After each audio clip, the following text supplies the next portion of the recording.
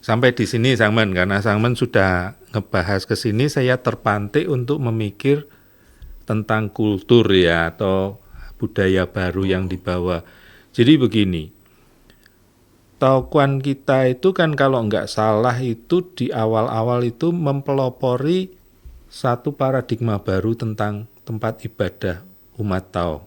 Atau yang dulu kita zaman-zaman karena kita kondisi di Indonesia, kita jadi nggak terlalu kenal kelenteng ya. Tetapi setelah era keterbukaan, pintu itu terbuka, tapi kelenteng-kelenteng kan kadung dengan konsep lama. Lalu di tengah itu muncullah Dai Sangmen. Yang saya amati, dulu selalu kita berprinsip tempat ibadahnya harus terang, harus bersih. Berbeda dengan itu, kelenteng yang zaman dulu memang dikondisikan untuk tidak terurus kan. Sehingga ini adalah sebuah pembaharuan gitu. Dan saya melihat kita konsisten. Ya, Dai Sangmen itu konsisten di beberapa Taokuan yang sempat saya kunjungi, nggak ada yang remang-remang gitu, nggak ada. Itu kira-kira apakah itu bisa dikatakan kita sudah membawa satu perubahan baru tentang tempat ibadah? Kira-kira begitu. Ya, secara langkah awal itu adalah benar yang disebut. Pembaruan melalui Taokuan-Taokuan kita. Orang akan melihat, umat umum akan melihat bahwa kok di Taokuan ini berbeda dengan kelenteng lain. Ya, dan kelenteng satu lagi loh Sangman, nggak ada yang pakai kaos oblong, nggak ada. Ya, iya. Iya. Ya, semua pakainya kalau ke Taokuan itu rapi gitu loh. Ya, kalau itu kan ini adalah budaya, sebuah proses. Sebuah proses di mana dulu tetap ada sih orang pakai kaos oblong, celana pendek. Iya, zaman dulu kan. Tapi terus yang kita kasih penjelasan kalau bisa datang ke Taokuan pakai baju yang rapi lah, apa kita kasih penjelasan. Sedangkan kita mau datang ke kantornya Pak Lurah, kantornya Pak RT aja kita mesti pakai rapi. Masa kita datang ke tempat ibadah kita mau menghormati dewa kita kok pakaiannya sembarangan. Nah, pelan-pelan mereka memahami lalu merubah kultur, merubah budaya. Kulturnya berubah, betul. Berubah dari dulu seenaknya datang, sekarang menjadi rapi. Ini kan perubahan. Iya, betul. Nah, ini perubahan-perubahan yang kecil ini. Nah, tapi itu semua belum cukup menurut saya. Oke. Ya, jadi Sufu kan mempelopori Bomi Kai-u.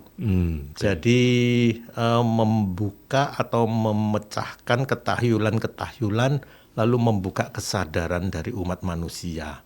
Melalui apa? Melalui ajaran-ajarannya Dai Sangmen Xiao Yao Bai. Diterapkan di mana? Diterapkan di Taokuan-Taokuan kita.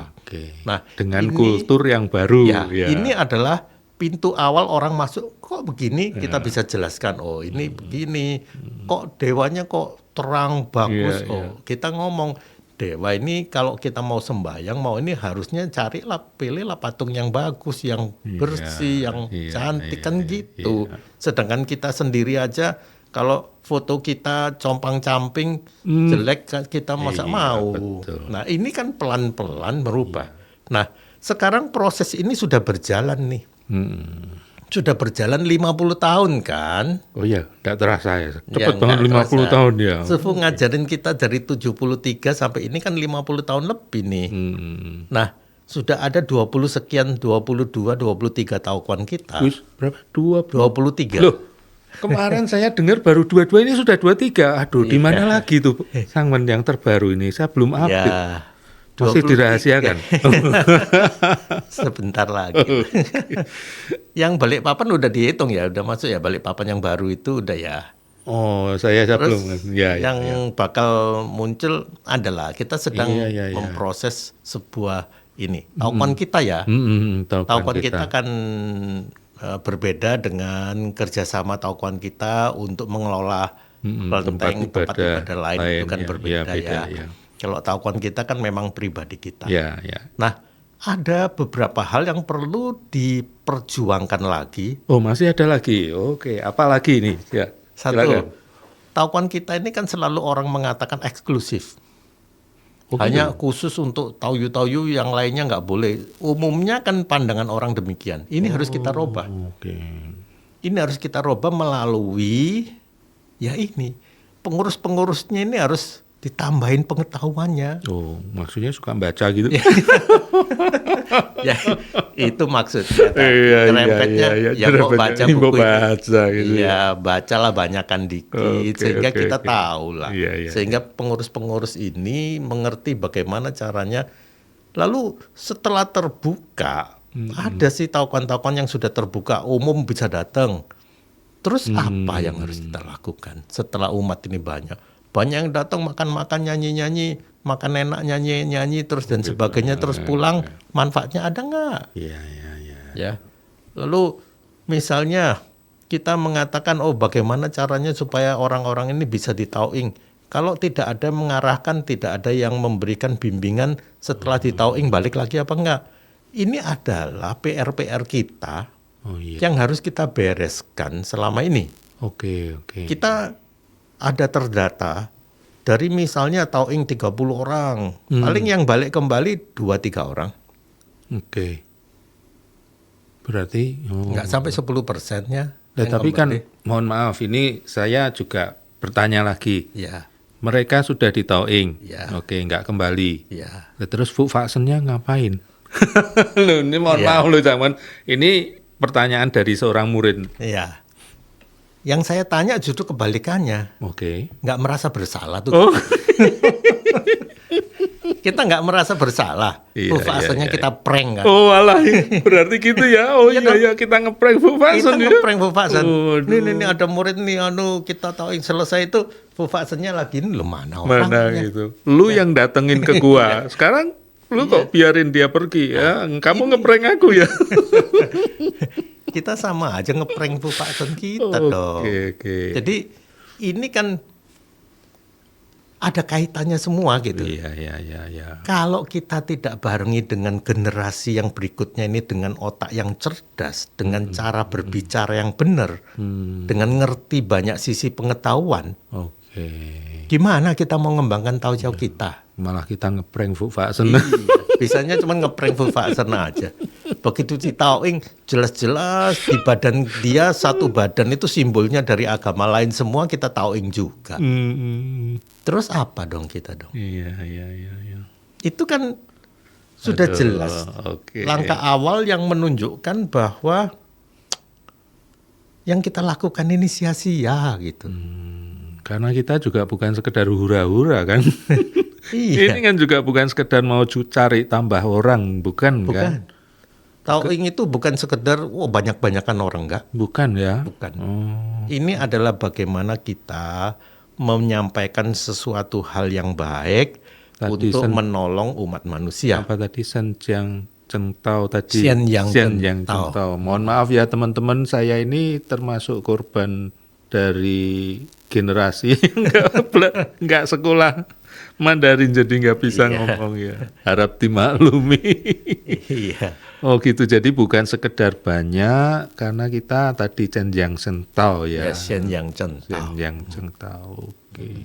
Jadi itu dibutuhkan sebuah generasi yang cerdas, yang bisa menyampaikan dengan benar, yang nanti dilihat oleh masyarakat, oleh dunia, bahwa Tao Chiao ini isinya orang-orang yang terpelajar dan cerdas, menguasai ilmunya, menguasai pengetahuannya gitu. Iya, dan praktek Dalam kehidupannya juga gitu. nyata. Juga nyata. Iya. Nah, dengan begitu Tao Chiao ini baru bisa berkembang dengan baik. Oke. Jadi siapa nih para Taoyu yang tergerak lewat podcast ini segera merapat dan kita bikin Merapat. barisan yang kuat ya, makin solid, makin cerdas itu. Ya. Kumpulan orang pasukan yang cerdas. Makanya saya kan di kesempatan ini saya mau sampaikan, saya kan mau membuat yang namanya Institut Tao Tai Sang Men. Oke. Jadi di sana semacam sekolah resmi yang mungkin dimulai dari online. Lalu saya bercita-cita suatu saat nanti benar-benar punya ruang, punya kelas, punya sekolah untuk khusus mempelajari ajaran-ajaran agama Tao secara umum maupun secara khusus tentang Taisangmen Xiaoyaobai ini. Karena kalau kita teman-teman ingat dan yang sudah pernah ikut workshop Pamor Plus ya, yang Sangmen bikin itu kan sudah ada 9 sesi ya. Kalau itu kita dulu juga pernah masuk di institusi universitas, kita jadi tenaga pengajar, kita juga pernah mengalami proses nyusun kurikulum. Jadi yang 9 seri itu ibaratnya sudah kurikulum untuk perguruan ini gitu, yang juga didapat dari buku kuning juga kan, yang disarikan oleh Sangmen kan, juga bukan imajinasi Sangmen pergi ke hutan terus tahu-tahu gitu, enggak kan? Itu kan dapatnya kan juga dari ajarannya Sofu, tapi diurutkan dengan pola yang modern, kurang lebih kan begitu ya Sangmen ya. Jadi memang kalau ngomong tentang itu, nah itu salah satu juga hal yang apa ya, bagi saya serba dilema gitu. Sebab zaman dulu saya berpikir sangat kurang orang-orang yang mampu menjelaskan Tao Jiao kita ini, pelajaran yang diberikan oleh Sufu ini secara lengkap, secara tersusun rapi. Iya, yang sistematikanya yang sistematik. enak. Iya. Nah, kesempatan saat itu hanya ada pada Jiang Tao. Iya, betul. Di mana Jiang Tao itu Sufu sudah keliling 50 tahun. Iya. Sepanjang 50 tahun hidupnya itu boleh dibilang keliling terus untuk Jiang Tao. Iya, dan dengan Jiang Tao yang mengikuti pasang surut pertanyaan dari masing-masing lokalan yang dia kunjungi ya, kurang lebih kan gitu ya. Iya. Jadi di sana ngomong apa, di sana ngomong apa, di sana ngomong apa. Nah, saya kan termasuk salah satu murid yang lebih banyak ikut lah gitu. Iya. Salah satu loh Iya. Banyak yang lainnya, jangan nanti saya bilang saya terus yang lainnya jadi tersinggung. Iya. Banyak juga yang ikut ya. Saya salah satu yang sering ikut. Iya. Nah, dari sering ikut itu saya kan mencatat. Mencatat lah, lalu mengcopy lah materinya dan sebagainya. Dari sekian puluh tahun itu saya baru muncul ide sekitar tahun 2000-an, saya baru muncul ide. Dulu saya juga Jiang Tao keliling. Saya Jiang Tao keliling itu sudah mulai tahun 80-an saya sudah keliling. Keliling boleh dibilang ya seperti sekarang lah, tiap minggu. Saat itu masih Jiang Tao keliling kemana-mana ya, pokoknya di mana. Oh, jadi pola keliling Jiang Tao itu pernah Sangmen saya juga jalani dari tahun 80-an itu saya sudah keliling. Terus Sangmen juga bikin metode yang sudah terstruktur dalam 9 materi gitu juga dilakukan. Nah, Oke. Saya kasih kenapa saya lakukan itu? Karena setelah saya keliling puluhan tahun itu, seringkali ketika bertemu di satu daerah, pertanyaannya balik lagi di awal. Oh, jadi seperti ngisi bensin dari nol ya Pak ya? Oke. Nol lagi gitu. Nol lagi. Jadi kadang-kadang terus terang, mungkin banyak juga senior-senior yang sekarang kalau kita lihat kan, sebagian ada yang lemes-lemes tuh Jiang Tao, males lah keliling dan sebagainya. Mungkin juga bagi mereka rasanya kok nggak ada hasilnya ya Jiang Tao ya. Keliling muter-muter terus apa sih? Nggak terukur, terus kayaknya semua jadi nggak worth it gitu ya. Iya. Nah, sehingga dari situ saya mencoba pola baru dengan pola seminar itu. Jadi saya memang saya memakai Yayasan Pamor Plus ini untuk apa ya, mewadahi ini supaya nggak banyak yang protes. Oke. Kalau saya ngomong saya Jiang Tao dengan sistem seminar itu nanti pada protes. Kalau saya dengan yayasan itu kan nggak protes. Satu itu. Kedua, kalau kita ditaukan 1 jam 2 jam duduk, ya pasti bisa lah ya duduk 1-2 jam, nggak usah minum, paling minum nanti. Tapi kalau hasilnya kan nggak bisa. Iya. Nah, maka saya membuat sebuah metode di mana teori praktek dijadikan satu, lalu dibagi-bagi, kurikulumnya itu Iya, materinya kurikulumnya, itu ya. dibagi-bagi, sehingga setiap materi yang dijelaskan itu diharapkan setelah selesai ngerti dan clear. Ya, ya, ya. Tidak lagi 10 tahun kemudian nanya lagi, latihan jikung gimana ya? Lah waktu itu setelah kalau ikut seminar kan langsung Iya, sudah ya, praktek. sudah praktek. Ya. Pastinya nggak nanya itu Harusnya lagi. nggak nanya karena dia juga dapat dari otak, juga dari badannya Praktek, juga ya. nyatet gitu. Ototnya nyatet juga. Kalau enggak kan lemes, sudah ketemu dia 20 tahun kemudian terus wah ini ngecilin perut gimana? Aduh matilah. Itu yang membuat saya mengadakan seminar. Iya, iya. Nah seminar itu ya sampai sekarang berjalan dan cukup banyak peminatnya. Ternyata tahu-tahu kita ini memang banyak yang butuh untuk haus ilmu ya gitu. Nah sayangnya, tayu-tayu sekalian sayangnya haus ilmu tapi kurang mau baca. Kurang mau baca. Jadi Oh, ikut seminar bagus. bagus. Kalau nggak baca, nggak nyatet, percuma. Percuma. Soalnya daya ingat manusia Ya, ini kan terbatas ya. Nggak baca, nggak nyatet, nggak tanya.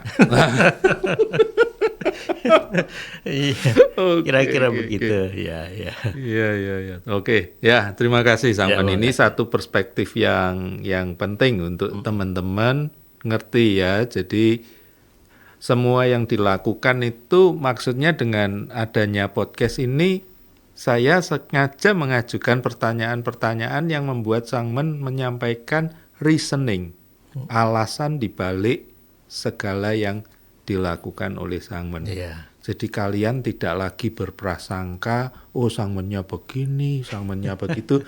Karena prasangka pun saya pernah gitu. Sangmen itu kan paling anti, bukan masa paling menghindari untuk cerita tentang sesuatu kedewaan gitu. Tetapi kebetulan karena saya itu pernah bertugas untuk merangkum jadi buku biografi, jadi saya ketemu, jadi tim itu saya mengenal Sangmen. Oh Sangmen kalau kita masuknya secara intelektual akan menjawab dengan intelektual juga gitu kan. Maka saya dulu kan pernah bertanya, Sangmen ngapain sih kok nggak pernah mau cerita kedewaan, padahal ketika Tauing kan nyata-nyata itu kedewaan, tapi ketika dalam diskusi karena ternyata untuk ngebahas itu butuh forum yang tepat ya Sangmen ya, supaya jangan salah menafsirkan kan. Yang ditakutkan Sangmen kan kenal dewa lupa akunya, sudah ketemu aku lupa sama dewanya kan, kurang lebih begitu ya Sangmen yang mau dihindari ya. Oke, nah sekarang kita di penghujung sesi ini ada satu buku juga dari Sangmen ya. Jadi tadi 2 buku yang terakhir ini sudah perspektifnya tidak lagi ngebahas perorangan. Kita sudah perlebar bahwa ini membahas peradaban. Berarti peradaban itu enggak cuman wo dan ni, tetapi sudah ren, banyak orang. Nah, level thinkingnya, berpikirnya juga sudah berpikir dengan kalkulator masyarakat. Nah, selain buku ini, kalau teman-teman mengikuti video-video yang sering Sangmen, yang terakhir-terakhir itu kalau sebagai seorang pengamat saya amati ini video-videonya tema-temanya tentang peradaban, levelnya yang dibahas level negara, betul ya Sangmen? Ya betul. Nah, terus yang dibahas tentang negara, apakah tadi juga Cina juga ya, mengapa sekarang majunya seperti itu. Nah itu kan level-level peradaban. Nah ini ada bukunya. Ya, ini adalah kerangka berpikirnya ya, atau cara meneropongnya, kurang lebih begitu. Jadi, silakan Sangmen. Jadi buku ini akan launching dalam waktu dekat. Ini daminya baru jadi, baru saya terima kemarin. Jadi itu yang saya sebut, saya 1 tahun minimal saya kalau bisa membuat 1 buah buku. Jadi judulnya Langkah-langkah kecil yang mengubah peradaban. Langkah-langkah kecil yang mengubah peradaban. Ya. Jadi saya akan sudah 4 buku yang saya tulis ya, 4 buku. Nah, yang ini di bab pertama, nah saya buka sedikit di bab pertama. Nah, di bab pertama ini saya membahas agama Tao sebagai akar budaya masyarakat Tiongkok. Langsung di bab pertama. Bab pertama. Ya. Saya membahas, saya pikir begini. Agama Tao itu kan disebut akarnya budaya masyarakat Tiongkok. Iya.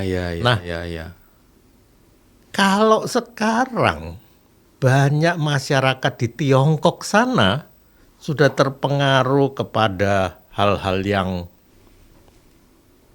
bukan lagi budayanya, budaya barat, budaya apa, sudah mempengaruhi, sehingga lama-lama peradabannya berubah. Nah, orisinalitasnya menjadi kabur gitu berubah. Padahal kenapa tadi yang di acara-acara saya, YouTube saya itu saya membahas sejarah-sejarah Tiongkok. Iya.